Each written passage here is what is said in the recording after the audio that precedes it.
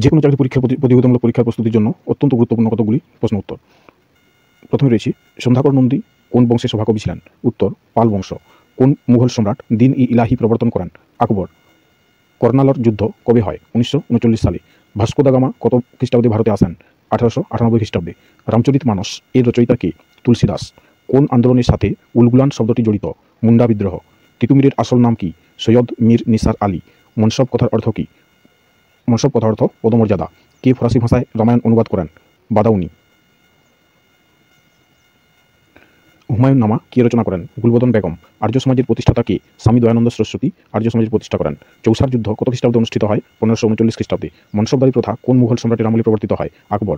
Indian Republican army কে প্রতিষ্ঠা করেন? সূর্য সেন। বাংলায় 76-এর মন্বন্তর কত খ্রিস্টাব্দে হয়েছিল? কত সালে হয়েছিল? 1176 বঙ্গাব্দে এবং ইংরেজি 1770 খ্রিস্টাব্দে। কোন মুঘল সম্রাট ফতেপুর সিক্রি প্রতিষ্ঠা করেন? আকবর। বাংলার রেনেসাঁসের জন্য কাকে অভিহিত করা হয়? রাজা রামমোহন রায়কে।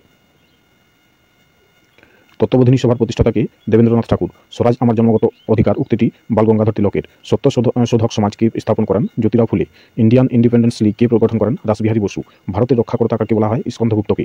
গদর শব্দের অর্থ কি? বিপ্লব। কৌলিন্য প্রথা কে প্রবর্তন করেন? বল্লাল সেন। ভারতে প্রকাশিত প্রথম সংবাদপত্রের নাম কি? বেঙ্গল গ্যাজেট। সিন্ধু সভ্যতার মানুষেরা কোন ধাতুর ব্যবহার জানতো না? সিন্ধু সভ্যতার মানুষেরা লোহার ব্যবহার জানতো না। এই ধরনের যে কোনো প্রতিযোগিতামূলক পরীক্ষার প্রস্তুতির জন্য এই ধরনের ভিডিও দেখতে চাইলে ফেসবুক থেকে দেখলে পেজটি ফলো করে রাখুন, ইউটিউব থেকে দেখলে চ্যানেল সাবস্ক্রাইব করে রাখুন। ধন্যবাদ।